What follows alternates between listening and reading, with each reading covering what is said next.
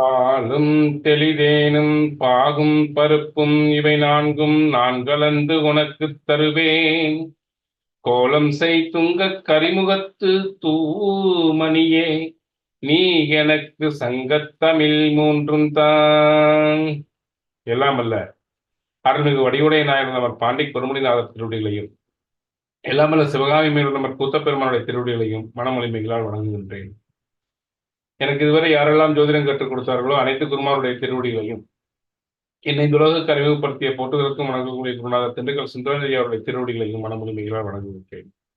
Pontic பெருமுடிநாதர் astro YouTube channel நண்பர் அனைவருக்கும் அடியேன் பணிவான வணக்கம். நண்பர்களே, இப்போ இன்னைக்கு பார்க்க போற ஒரு பதிவு அப்படின்னு பாத்தீங்க அப்படின்னா,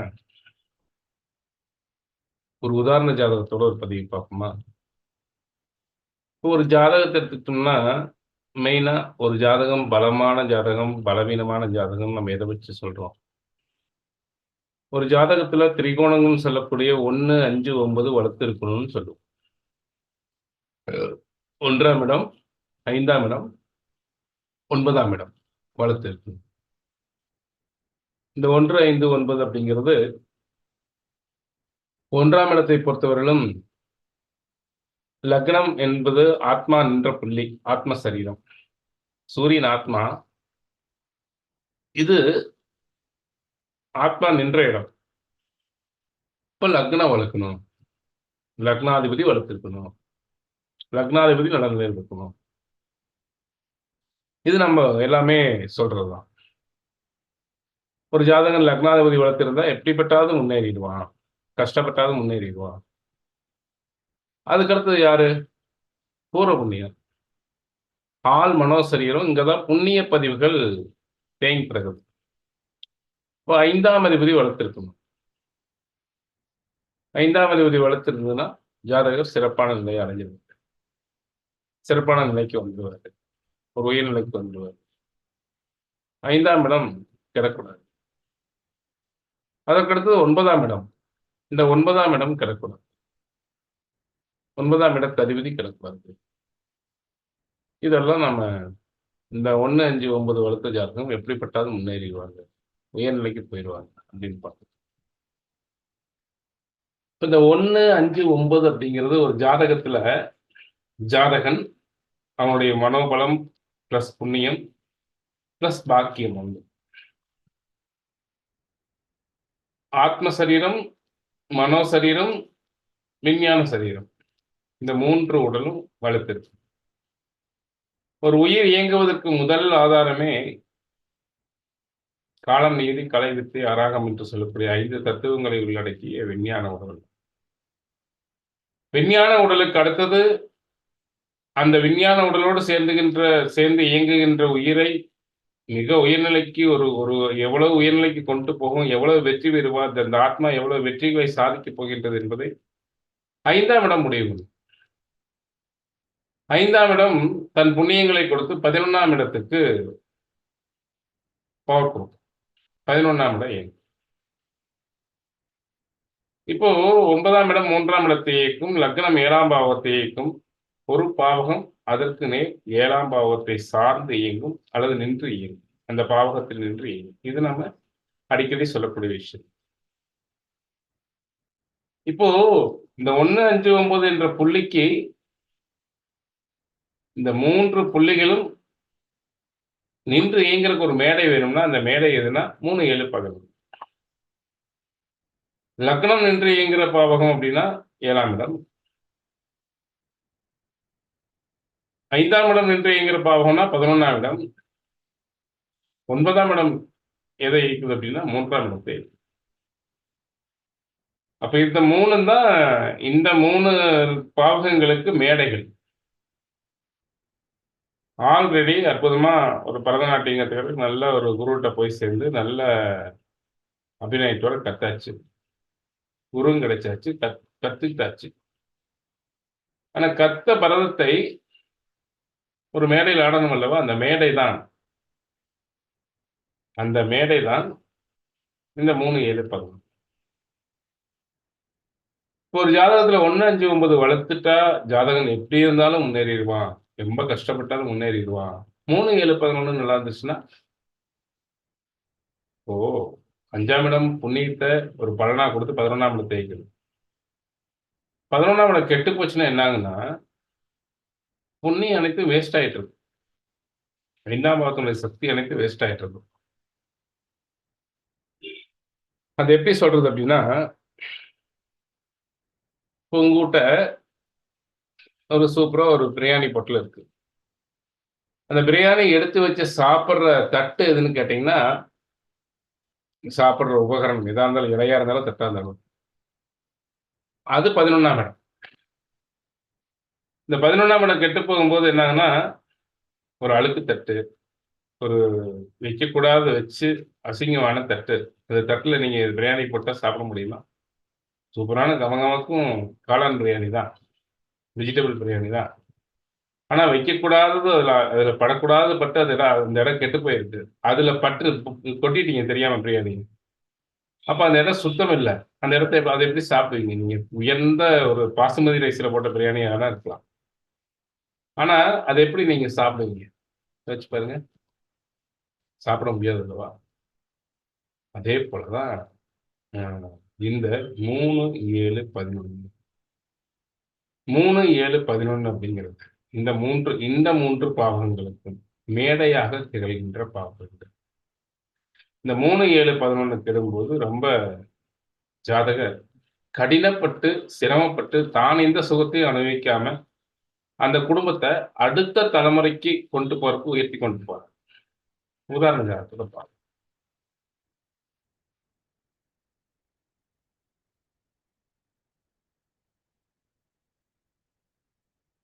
இப்போ இந்த ஜாதகத்த பாருங்க. இந்த ஜாதகத்துல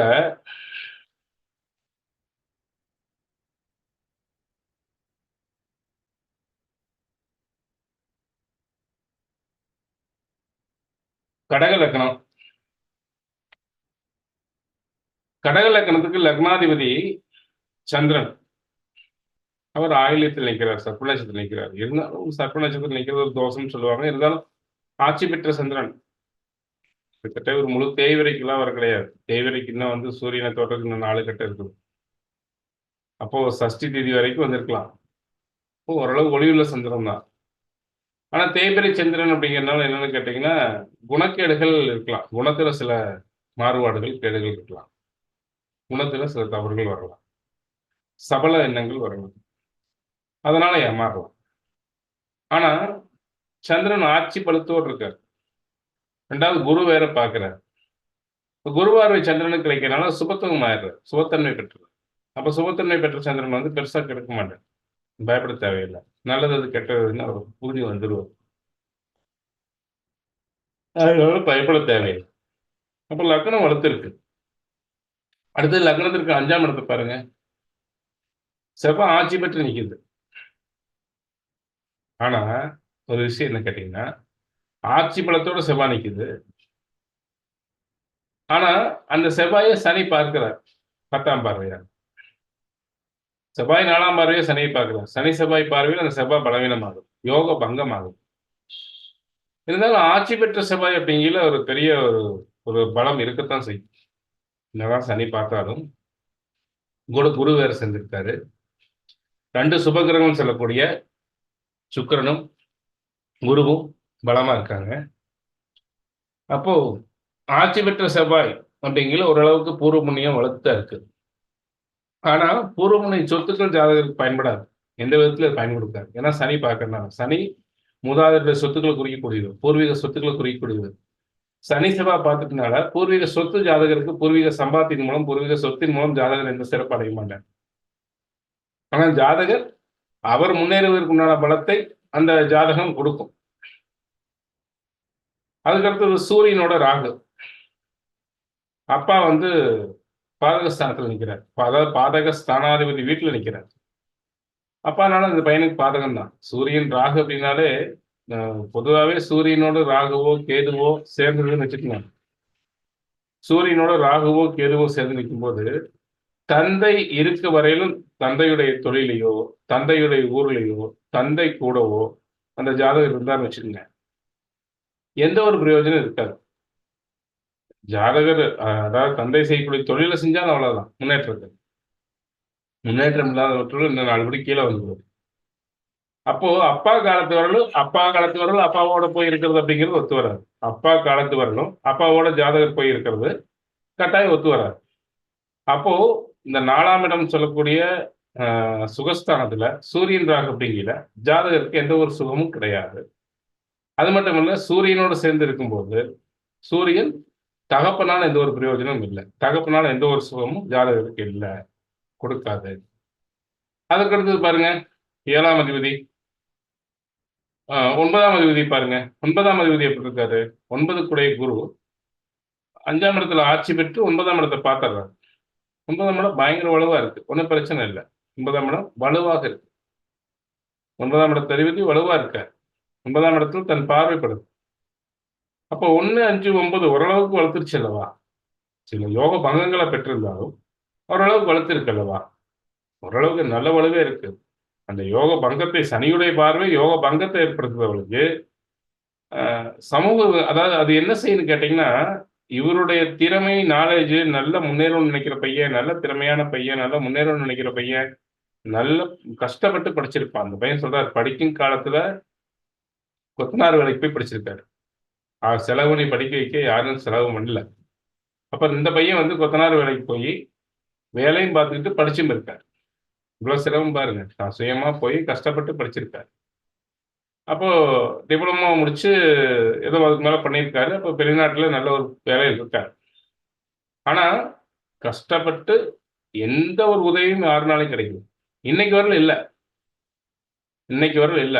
சமூகம் இவருக்கு எந்த ஒரு உதவியும் சமூகமோ அல்லது வந்து யாருனாலையும் ஒரு உதவி கிடைக்கல. இவருக்கு அங்கீகாரம் அவ்வளவு சாமானியமே கிடைச்சிருக்கு. ஒவ்வொரு விஷயத்திலையும் ஒரு ஒரு 100 பங்கு உழைப்பு போட்டு ஒரு 50% அங்கீகாரம் பெறவே கஷ்டமா போச்சு. இது எதுக்கு நான் அந்த ஜாதகத்தை இன்னைக்கு போட்டேன் அப்படின்னா, 1, 5, 9 வளர்த்த ஜாதகங்கள் எப்படி இருந்தாலும் தோக்காது. ஆனா 3, 7, 11 கெட்டுருச்சு அப்படின்னா கஷ்டப்பட்டு தான் வருவாங்க. கஷ்டப்பட்டு இவங்க இவங்க எந்த ஒரு சுகத்தையும் அனுபவிக்க மாட்டாங்க. கஷ்டப்பட்டு வந்து ஒரு குடும்பத்தை ஒரு நிலைக்கு, ஒரு பொருளாதாரத்தை ஒரு நிலைக்கு கொண்டு வந்ததுக்கு அப்புறம் இவங்களுக்கு அதுக்குள்ள வயசாயிடும், போராடிடுவாங்க. ஆனா ஒரு நிலைக்கு உயர்ந்துருவாங்க. அடுத்த ஜெனரேஷனுக்கு ஒரு நல்ல நிலை கொடுத்துட்டு போயிடுவாங்க. ஆனா இவங்க ஒரு ஒரு சிலர் சொல்லுவாங்க அல்லவா, டேய் நான் நான் இது அத்தனையும் ஒண்ணுமே வச்சுட்டு போகணும் அவங்க தாத்தேன், அத்தனையும் நான் உருவாக்குறதுதான். ஒரு ஒரு சாப்பாடு கூட நின்றுட்டே தானே சாப்பிட்டேன், உட்காந்து சாப்பிட்றதுக்கு நேரம் இல்லை. ஓடிக்கிட்டே தான் சாப்பிட்டுட்டு இருந்தேன், ஓடிக்கிட்டே தான் வாழ்ந்துட்டு இருந்தேன். இந்த சாப்பாடு கூட நான் நின்று நிம்மதியா சாப்பிட்றதுக்கு எனக்கு நேரம் இல்லை.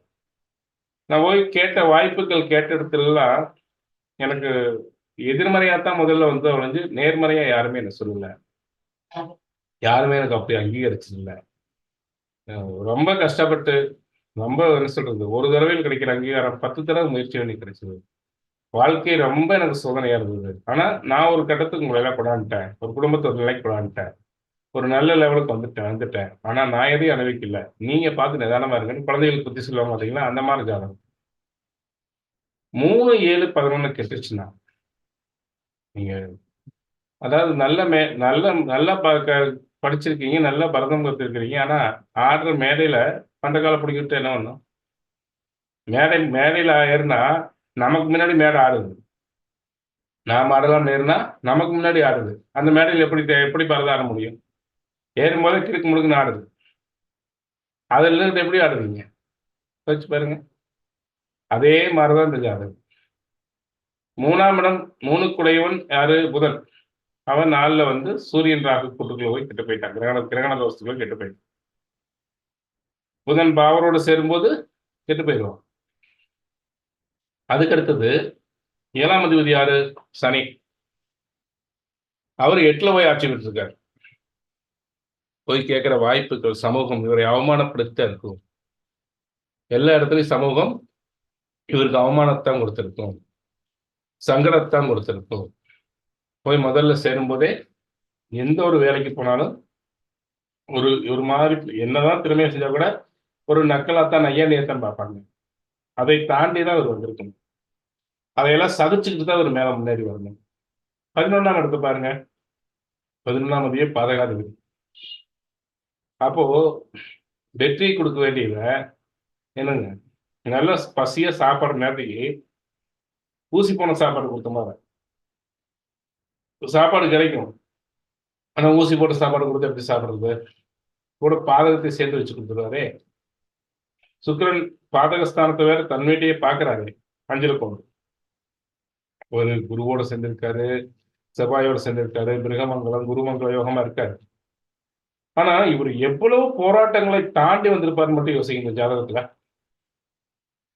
மிகப்பெரிய போராட்டங்களையும், மிகப்பெரிய சங்கடங்களையும், மிகப்பெரிய தடைக்கற்களையும் ஜாதகர் தாண்டி இன்னைக்கு வெளிநாட்டுல ஒரு நல்ல உத்தியோகத்துல இருக்காரு. இன்னும் உயர்வாரு. நீங்க அடுத்தது அவருக்கு வரக்கூடிய திசை பாத்தீங்கன்னா, இவருக்கு இப்ப நடக்கக்கூடிய திசை சுக்கிர திசை. இதுலயே இவ்வளவு உயர்ந்திருக்கார். ஆனா பாதகங்களை நிறைய பாதகங்களையும் துரோகங்களையும் தாண்டி இருக்கார். அதுக்கு அடுத்து வரக்கூடிய சூரிய திசை அதுவும் சுமாரா தான் இருக்கும். சந்திர திசை வரும்போது இவருக்குன்னு ஒரு இடத்த 46 வயசுல நம்ம வரும். அது வரும்போது இவருக்குன்னு ஒரு இடத்த கால் பதிச்சிருவார். இவருக்குன்னு ஒரு ஸ்டேட்டஸ் உருவாக்கிடுவார். இவருக்குன்னு ஒரு நிலையை உருவாக்கிடுவார். லக்னாதிபதி திசையான சந்திர திசை இவருக்குன்னு ஒரு இடத்தை, இவருக்குன்னு ஒரு ஸ்டேட்டஸ், இவருக்குன்னு ஒரு முக்கிய புள்ளியும் உருவாக்கி கொடுத்தே தீரும். என்னதான் 7ஆம் இடம் கெட்டிருந்தாலும் போராடி ஒரு உயரிய நிலையை அடைவார். இதே 3, 7, 11 வாச்சிருந்ததுன்னா ரொம்ப டாப்பா இருப்பார். ஆனா இவருக்கு ஒரு நிலை அடைகிற அளவுக்கு, இவருக்கு ஒரு அங்கீகாரத்தை பெறுற அளவுக்கு ஜாதகர் கட்டாயம் இருக்கும். திரிகோணங்கள் சொல்லக்கூடிய 1, 5, 9 பலுத்த ஜாதகம் கஷ்டப்பட்டு போராடி முன்னேறி. ஆனா 3, 7, 11 சரியில்லைன்னா திறமை இருந்தும் மேடை ஏற்றப்படாத கலைஞர்கள் ஆகவே. மேடையில் ஏறும்போது மேடையில் ஏதோ ஒரு குறையுடன் இருக்கக்கூடிய மேடையில் ஏறி அங்கே இவருடைய திறமையை பங்கப்படுத்தி விடுகிறது. திறமையை வெளிக்காட்ட முடியாமல் போய்விடுகிறது. ஒரு ஜாதகத்துல 1, 5, 9 எவ்வளவு முக்கியமோ அதுபோல 3, 7, 11 முக்கியம். 1, 5, 9 வலுத்தா ஜாதகர் ஒரு ஸ்ட்ராங்கா 2 கால் ஊனி நிற்கக்கூடிய திறமையான போல்டான ஒரு வீரன் என்று எடுத்துக்கொண்டார். ஆடுகின்ற சதுரங்க களம் 3, 7, 11 அது ஆடுகளம். அது சரியில்லைன்னா எப்பேற்பட்ட வீரனையும் மண்ணை கவ வைத்து விடுகிறது. எப்பேற்பட்ட திறமையுடையவனும் வீழ்ந்து வீழ்ந்துதான் எந்திருக்கின்றான். இந்த திரிகோண பாவங்களுடைய வலுவிற்கேற்ப அவன் எவ்வளவு முறை எந்திரிச்சு போராடி வெற்றி பெறுகிறான் என்பது அதனுடைய வலுவிற்கேற்பத்தான்.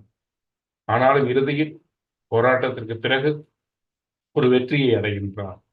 மிகப்பெரிய பக்குவத்தையும் ஞானத்தையும் பெறுகின்றான். அதான் உண்மை.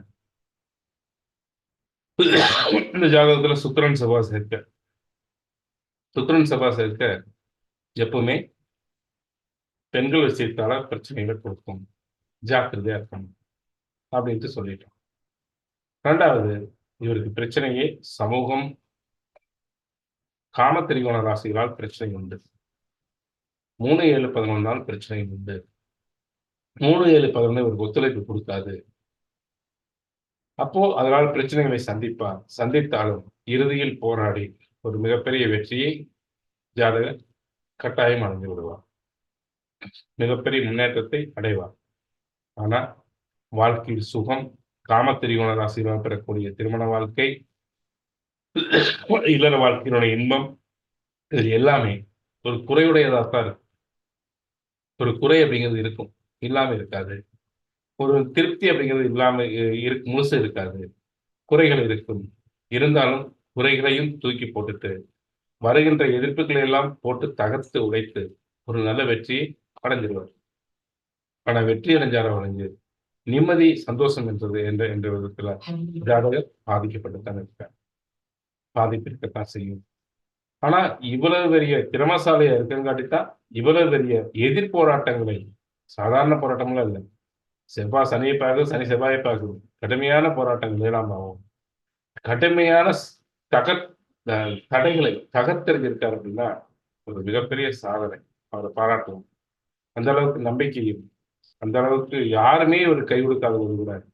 தான் சொந்த காலில் இருந்து ஜெயிச்சிருக்கார். தான் சொந்த ஒரு குழந்தை பருவத்திலிருந்தே தான் வேலைக்கு போய் படிச்சிருக்காரு அப்படிங்கிற பாராட்டக்கூடிய ஒரு ஆத்மா.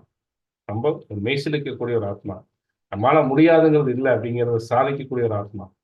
ஆனா சுகங்கள் குறைவாக இருந்தாலும் வெற்றி பெறக்கூடிய ஜாதகம் என்றுமே 1-5-9 வளர்த்திருக்கும். சுகம் பெறக்கூடிய ஜாதகங்களுக்கு 3-7-11 வளர்த்திருக்கும். வாழ்க்கையில் 2 விதமான மனிதர்கள். கடினப்பட்டு ஓடி ஒரு ஓட்டப்பந்தயம் சொல்லக்கூடிய இந்த வாழ்க்கையில வெற்றி பெற்ற மனிதர்களும் உண்டு. அவர்கள் ஒரு வகையினர்.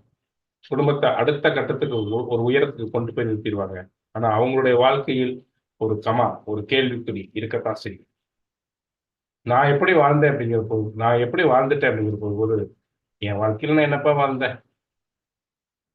சாதித்தேனே தவிர, என் வாழ்க்கையை திரும்பி பார்க்கையில, என் வாழ்க்கையில நான் அனுபவித்த சந்தோஷங்கள், ஒரு வாழ்க்கையை வாழ்ந்து முடிச்ச திருப்தி எதுவுமே இல்ல. அப்படிங்கிறது இருக்கும். ஆனா அந்த பரம்பரையை அடுத்த கட்டத்துக்கு தூக்கி போய் நிறுத்திடுவார். அது வேற விஷயம். ஆனால் 3-7-11 ஒருவருக்கு கை கொடுக்கும் போது, வாழ்க்கையினுடைய சுகத்தை ஜாதகர் அடைகிறார். இன்பத்தை அடைகிறார். வாழ்ந்த முடித்துள்ள திருப்தி ஏற்படுகிறது. ஒரு ஜாதகத்தில் 1-5-9 திரிகோணங்கள் முக்கியமா? 3-7-11 உபஜய ஜென்மஸ்தானம் சொல்லக்கூடிய காம திரிகோண ராசின்னு சொல்லக்கூடிய காம திரிகோணம் சொல்லக்கூடிய இந்த ராசியில் முக்கியமா என்றால், ஒரு ஆத்மா நின்று இயங்குவதற்கு, பலம் பெறுவதற்கு, பலத்துடன் ஓடுவதற்கு 1-5-9 முக்கியம். ஆனால் ஆடுகின்ற மேடையும் ஓடுகின்ற தெருவும் 3-7-11 என்பதால் 3-7-11 சரியாக அமைந்தால் மட்டும்தான் ஜாதகனுடைய 1-5-9 முழு திறமையையும் முழு சக்தியையும் உலகுக்கு காட்ட முடியும். இதுவா அதுவா என்றால் 1-5-9 ஒரு ஜாதகனுக்கு தலைபாகம் என்றால் 3-7-11 உடல் பாகம். ரெண்டும் சேர்ந்தால்தான் முழு மனிதன். இந்த ரெண்டையும் வெட்டிவிட்டால் இதுலையும் பிரயோஜனம் இல்லை, அதுலேயும் பிரயோஜனம் இல்லை. அப்படித்தான் இந்த ஜாதகருடைய நிலைமை. கடினப்பட்டுத்தான் போராடி வரணுமே தவிர இயல்பா வந்துட முடியாது. இப்போ 3-7-11 மிக முக்கியம். ஒரு ஜாதகத்தில் 3-7-11 மிக முக்கியம். 3-7-11 கிடக்கூடாது. 3-7-11 அதிபதிகள் ஓரளவுக்காவது பலமா இருக்கணும். அட்லீஸ்ட் 3-7-11 தோஷம் பெறாமலையாவது இருக்கணும். எந்த ஒரு தோஷத்துக்குள்ள சிக்காமலையாவது இருக்கணும். இருந்தால் ஜாதகன் மிகப்பெரிய உயரத்தை லக்னமாகவும் 5ஆம் பாகமும் 9ஆம் பாகமும் வளர்த்த ஜாதகம் முன்னேறும் என்பதை கட்டாயம் நீங்க புரிஞ்சுக்கலாம். நான் ஏன் இந்த வீடியோ போட்டேன்னா, எல்லாருமே 1-5-9 வளர்த்துட்டா மிகப்பெரிய ஜாதகம் அப்படின்னு சொல்றோம், மிக உயர்ந்த ஜாதகம் சொல்றோம். ஏன் நான் உட்பட கிளாஸ்ல சொல்லியிருக்கேன். ஆனா 3-7-11 ஒத்துழைச்சா மட்டுமே, ஒத்துழைப்பு கொடுத்தால் மட்டுமே இவர் மிகப்பெரிய திறமைசாலி என்பதை உலகுக்கு காட்ட முடியும். இல்லைன்னா காட்ட முடியாது. திறமை இருந்தும் மேடையேற்றப்படாத கலைஞனாகவும், ஆற்றல் இருந்தும் அறிவிருந்தும் நிரூபிக்கப்படாத ஒரு அறிவாளியாகவும் தான் ஜாதகர் வாழ வேண்டியதா இருக்கு. அப்படிங்கிறத நண்பர்களை நீங்க புரிஞ்சுக்குங்க. உங்க ஜாதகம் எப்படி இருக்கு அப்படின்னு பார்த்துட்டு எனக்கு உங்க ஜாதகத்தை கமெண்டா போடுங்க. உங்களுக்கு பதில் அடுத்த வீடியோவில் கொடுக்குறேன். அதுவரை உங்களுடன் விடைபெறுவது பாண்டிக் பொன்முடி. நான் மட்டுமே ஆஸ்ட்ரோ சதீஷ்குமார். நன்றி, வணக்கம்.